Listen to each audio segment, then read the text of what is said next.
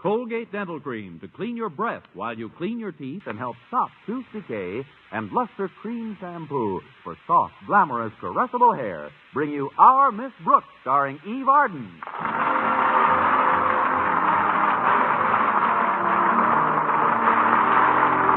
It's time once again for another comedy episode of Our Miss Brooks under the direction of Al Lewis. Well, most school teachers have to get up around 7 in the morning. But our Miss Brooks, who teaches English at Madison High School, received a call last Thursday night from her principal, Osgood Conklin. And as usual, Mr. Conklin had an extremely cheerful bulletin for me. I was to be in his office for a meeting on the following day at 7:30. Friday morning, therefore, found me sitting down to breakfast with my landlady at 6:30 a.m. Oh, Connie. Yes, Mrs. Davis. Oh, isn't it terribly early to be up and aroused? I wondered if you're as sleepy as I am. Connie, I said I wonder if you're as sleepy as I am.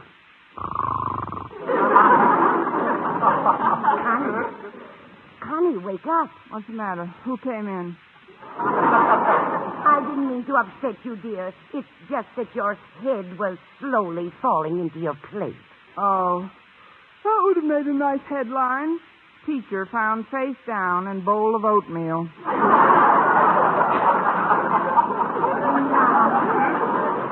How did you know that was oatmeal? I wanted to surprise you. That's why I covered it with cream and sugar. Why I even sprayed a half bottle of sweet air on it so you couldn't tell by the smell. Yum, yum, just the way I like it. What's this meeting in Mr. Conklin's office about, Connie? Well, as far as I could gather on the phone, Mr. Conklin found out that the mayor of our fair city is going to the opening of the Civic Symphony Orchestra season in the park today and will be driving past Madison with his entire entourage. But what has that got to do with you? Our beloved principal has decided that we ought to think up some stunts that might impress his honor. His suggestion was that students and faculty members all line up on the school steps. Well, that isn't a very original plan, is it? That's what I thought. I have a much more spectacular one. What's yours, Connie? Well, when the man should be found sitting on top of our 75-foot flagpole. That does sound spectacular. But where would all the teachers and students be? Where else? Shaking the pole.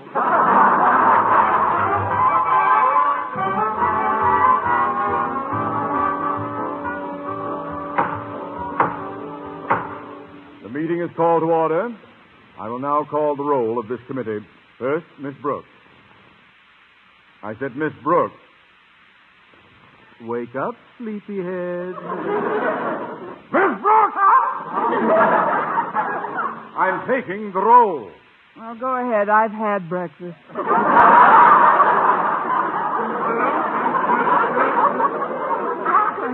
Here, sir. Wide awake and raring to go. Yes, sir. I'll give you the benefit of the doubt and mark you present, Miss Brooks. Next, the chairman of our entertainment committee, Mr. Philip Boynton. Oh, here, Mr. Conklin. Next, the editor of our school paper, invited to this meeting through the insistence of his class president, Harriet Conklin. Walter Denton. Present almighty ruler of Madison's destiny, should you decree that I am to contribute my meager wisdom to this august body, you have but to say the word, and I shall make available my every resource.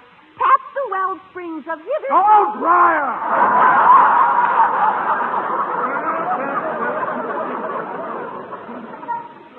Now, to proceed with the business at hand. You didn't call my name, Daddy. I'm here. That goes without saying, my child. Now then, as you know, Mayor Duff and sundry other city officials will pass Madison High at approximately 2:30 this afternoon. Our problem is to show them that we at Madison are civic-minded and proud of their proximity. Any suggestions? I have one. Why don't we have the gym team line up on the campus, and as the mayor drives past, they could start a series of flip-flops. The gym team? No, it doesn't tweak me. Not arresting enough. I could put on my bathing suit and do some handsprings with them. Please, Miss Brooks. I want something that will make His Honor sit up and take notice.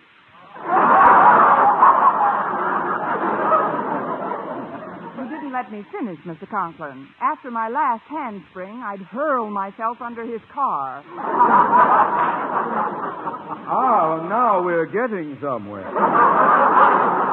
Anyone else have any lucid thoughts on the subject? Well, I have the tiniest glimmer of a germ of an idea, Mr. Conklin. Fine, Denton. Boil it down to a half hour and let's have it. I don't think Mayor Duff will really appreciate anything we try to do if he's just driving by. What we should do is make him stop and get out of his car. And how do you propose to accomplish this feat? Easy. Roadblock. Then, when his car is stopped, we simply yank open his door, and then one of us can reach in and grab him by... I have another idea that might be better. You've had your quota, Denton. Sit down. I've got a super idea, Daddy. Why don't we all line up on the campus, and then when the mayor's car approaches, you and Miss Brooks can join hands and lead us in a monster square dance. And to think that for lo, these 16 years I've showered naught but love upon you. Down, girl. As is my wont, I shall have to put forth the only feasible plan. I want the entire student body and faculty to assemble at 2:20 this afternoon under the flagpole.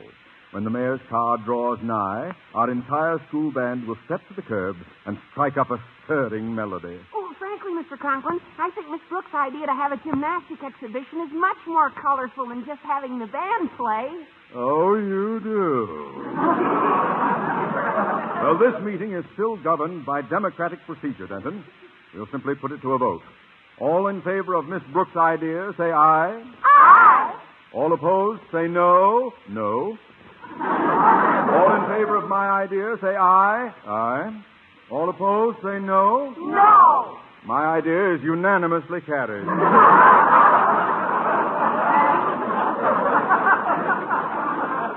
That was the closest election since Alf Landon. Meeting's adjourned. If you say so, Daddy. Good day, sir. Bye, Daddy. Yeah, bye. Oh, before you go, Miss Brooks, I would like to remind you that Mayor Duff has quite a reputation as a music lover.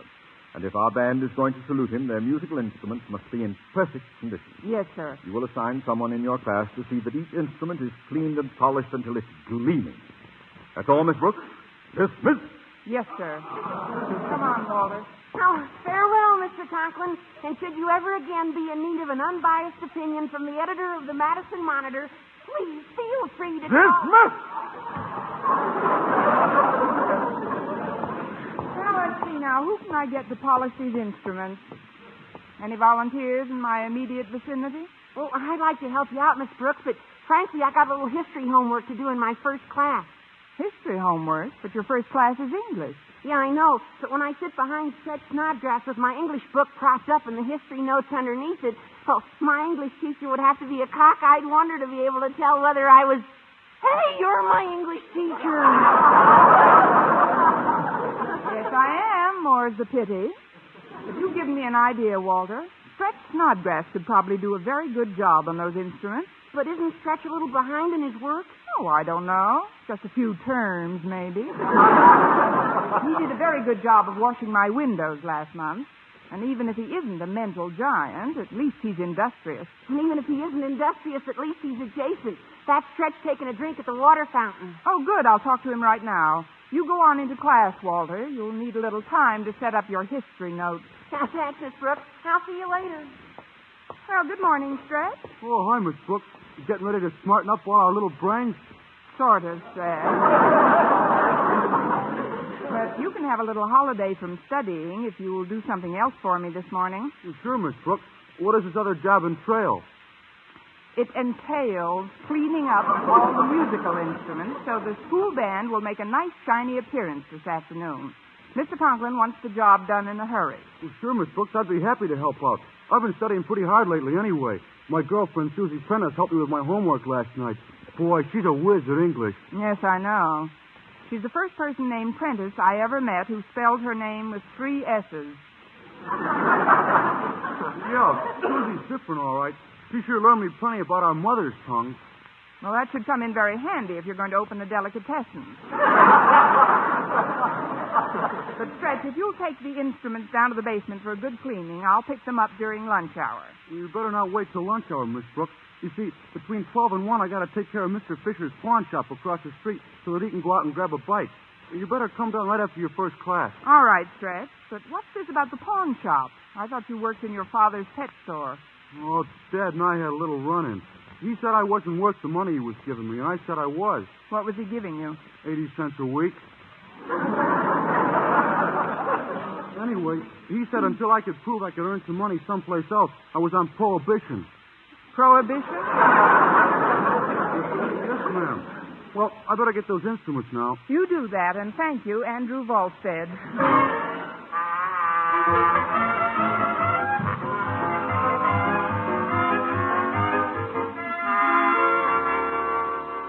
Well, here they are, Miss Brooks, all cleaned up. Oh, let's see. Stretch. These drum heads are all warped and split. And look at this slide trombone. Doesn't even slide. And these trumpets are all rusty. Rusty? Stretch, how did you clean these instruments? Well, the same way I clean the windows, Miss Brooks. Soap and water. Soap and water? Sure. I just dumped all them instruments in this big tub and scrubbed like mad. Then I hung them over this electric heater till they was dry. Here, feel this saxophone, Miss Brooks. It's good and dry, ain't it? Dry, yes, but good it ain't.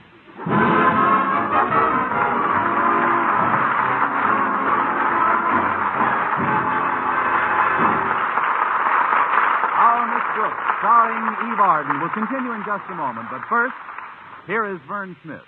No other dentifrice offers proof of such results. Proof that Colgate Dental Cream helps stop tooth decay before it starts. 2 years' research at leading universities using Colgate Dental Cream, hundreds of case histories, makes this the most conclusive proof in all dentifrice history on tooth decay.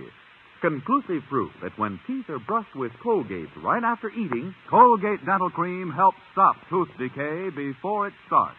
Yes, the toothpaste you use to clean your breath while you clean your teeth now offers a safe, proved way to reduce tooth decay.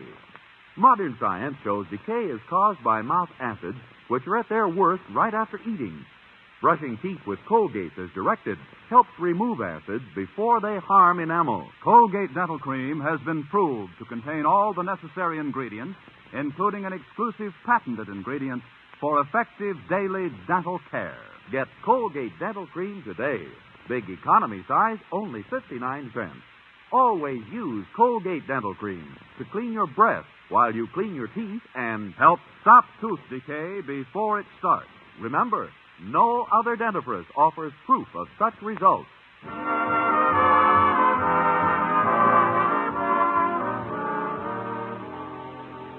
Well, I didn't know quite how to break the news about the instruments to Mr. Conklin.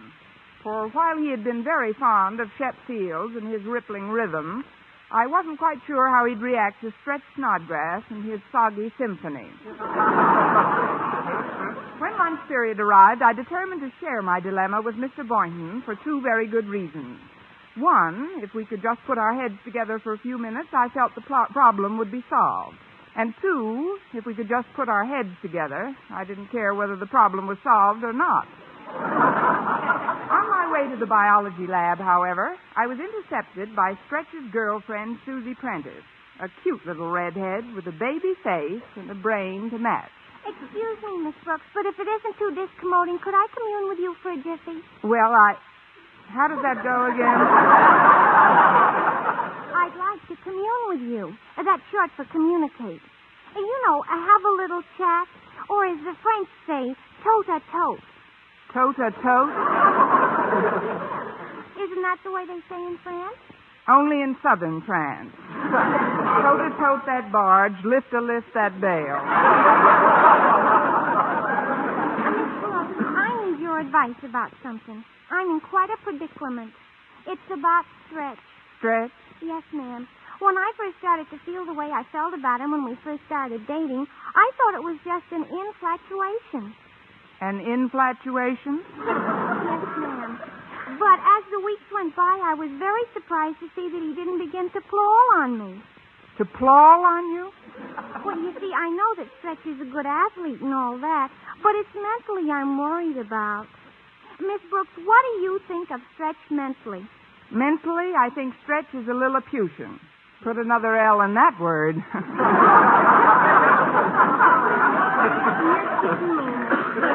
There's enough L's in Lilliputian now. She did it.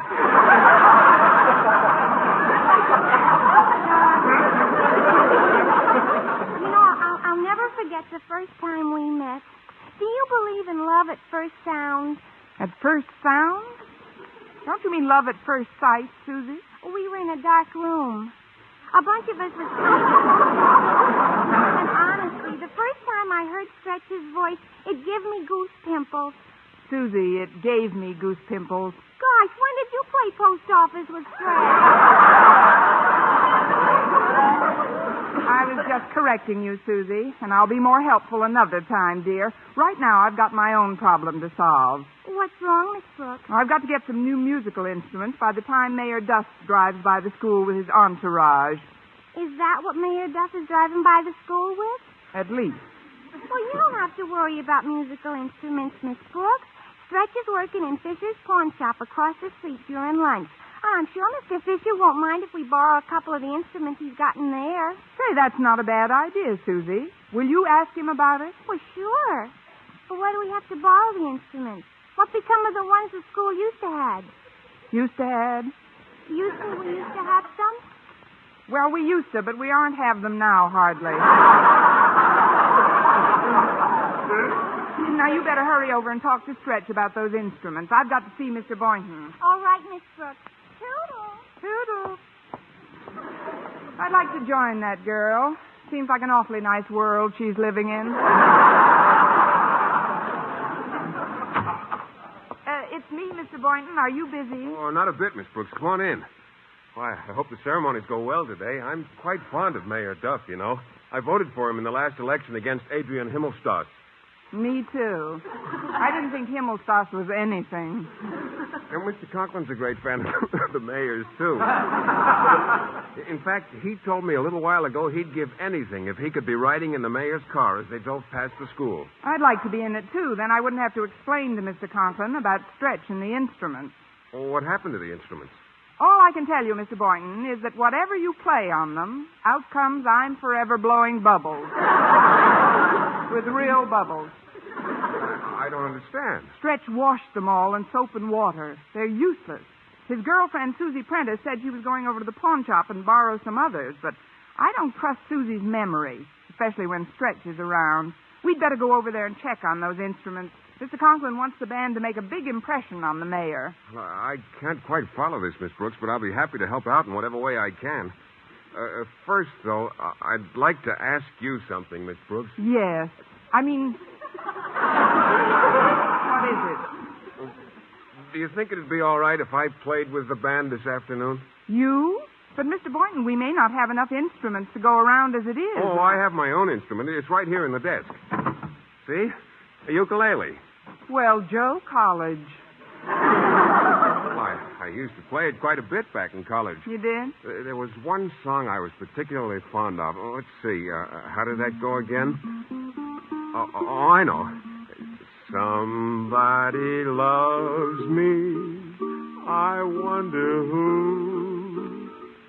I wonder who it can. If you go for kissing, cutie, you could be my sweet patootie.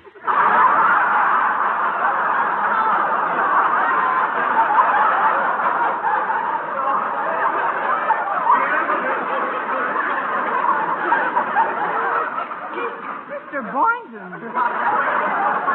Did that come out of you? Oh, sure. Somebody loves me. I wish I knew who it can be. Worries. If I had a girl to squeeze, I would burn my BVDs.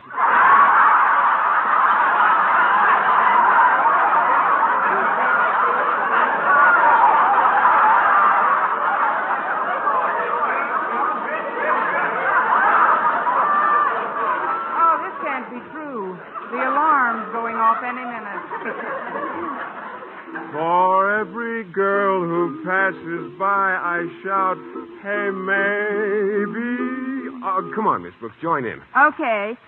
You were meant to be my lovin'. We would make a lovely pair. I'm so round and you're so square.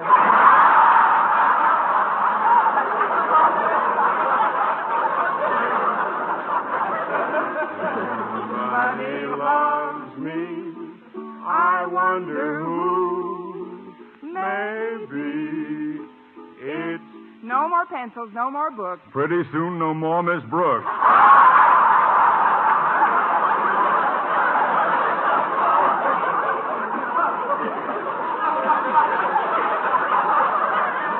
What is the meaning of this scandalous conduct? Well, Mr. Conklin, we were just Silence.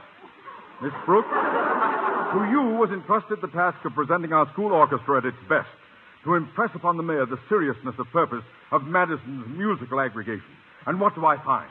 A jam session in the biology lab. It's my fault, Mr. Conklin. I was You only... should be ashamed of yourself, Boynton. A grown man fiddling with this cheese box. A ukulele is a musical instrument, sir. It's a cheese box. And what have you to say for yourself, Miss Brooks? Pass the crackers.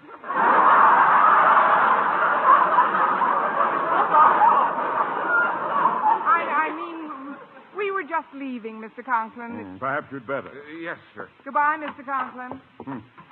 Musical instrument indeed.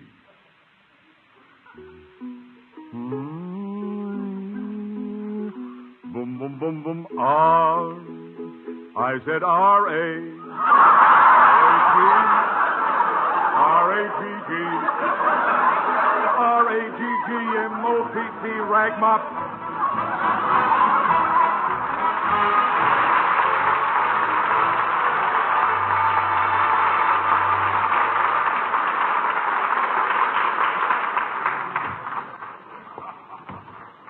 Yes, ma'am. What can I do for you?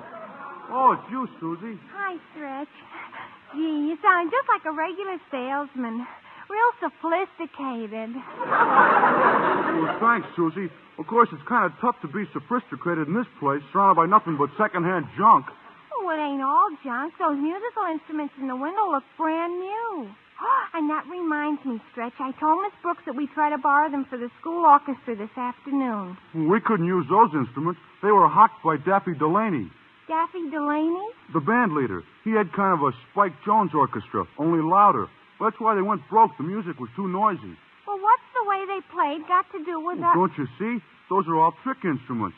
When you press certain keys on them, all kinds of screwy noises come out.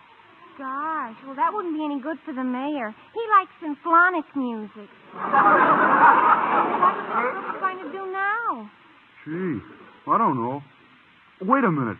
Maybe we could borrow some instruments from Hurley's music store around the corner. It wouldn't hurt to ask. Come on. Mr. Fisher will be back from lunch any minute. It won't do no harm to let the store alone for a few seconds. We can go out the back way. It's quicker through the alley. Well, if you think it's all right to leave the store, Stretch. Oh, Stretch. Stretch Snodgrass. That's funny. The place is empty. I wonder where Stretch is. He probably took some instruments down to the laundromat. Well, we can't wait for him, Mr. Boynton.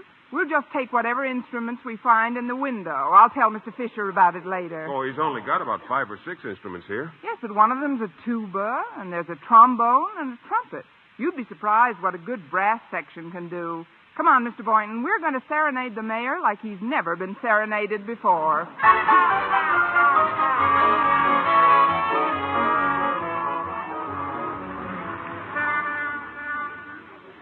Well, Miss Brooks, Mr. Boynton, I see you've got the students all lined up. Yes, Mr. Conklin. According to the schedule, the mayor's car should be only 3 or 4 blocks away.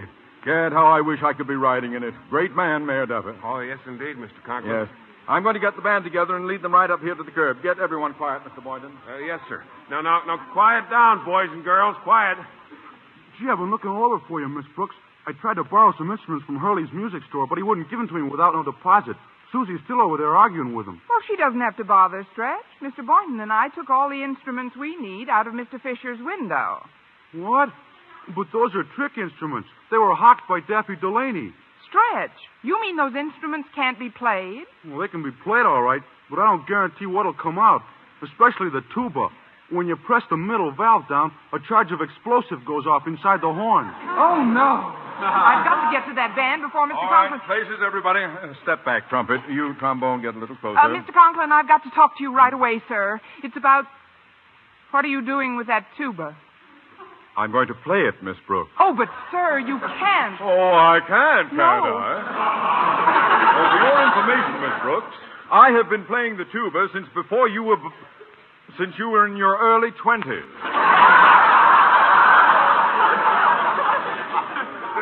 Oh, you have? Yes, I have. Well, play it in good health. Here comes the mayor's car, Daddy. Oh, thank you, dear, thank you. Now, remember, orchestra, on the last 4 bars, you all drop out for my solo.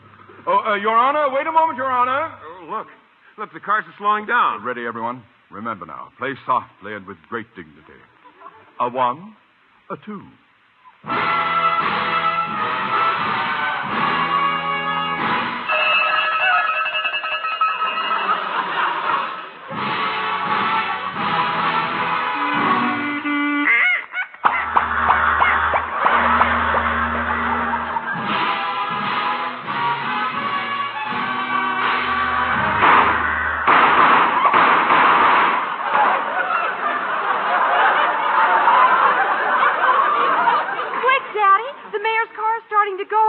Better take your solo. Yes, all right, Harriet.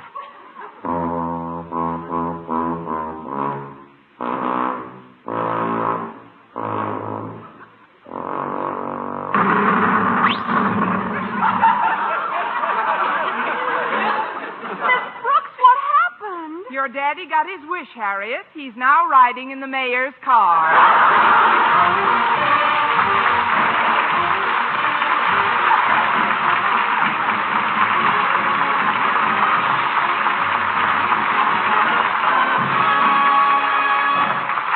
Eve Arden as our Miss Brooks returns in just a moment, but first... Dream girl, beautiful luster cream girl. Tonight, yes, tonight, show him how much lovelier your hair can look after a Luster Cream shampoo. Luster Cream, world's finest shampoo. No other shampoo in the world gives you Kay Duman's magic blend of secret ingredients plus gentle lanolin. Better than a soap, better than a liquid. Luster Cream is a dainty cream shampoo. Leaves hair 3 ways lovelier. Fragrantly clean, free of loose dandruff, glistening with sheen. Soft, manageable. Even in hardest water, Luster Cream lathers instantly. No special rinse needed after a Luster Cream shampoo. So gentle, Luster Cream is wonderful even for children's hair. Tonight, yes, tonight, try Luster Cream shampoo. Dream girl, beautiful luster cream girl. You owe your crowning glory to a luster cream shampoo. And now, once again, here is our Miss Brooks. Well, the explosion during Mr. Conklin's solo was nothing compared to the one after the mayor had passed by. The 3 of us, Mr. Conklin, myself, and the tuba, had just entered his office. I hold you completely responsible for this disgraceful exhibition, Miss Brooks. But, Mr. Conklin, honestly... The culprit who set off that giant firecracker when I began to play the tuba must be apprehended and punished. But, sir, there was no culprit. You did it yourself. Oh, I did. And how, may I ask, did I accomplish this miracle? By pressing this little valve here? No, sir, not that one. Then was it this one here? No, sir, not that one. Oh, then it must have been this one. Yes, sir, that's the one. Next week, tune in to another Our Miss Brooks show brought to you by Luster Cream Shampoo for soft, glamorous, caressable hair and Colgate Dental Cream to clean your breath while you clean your teeth and help stop tooth decay. Our Miss Brooks, starring Eve Arden, is produced by Larry Burns, written by Al Lewis, Joe Quillen, and Lester White.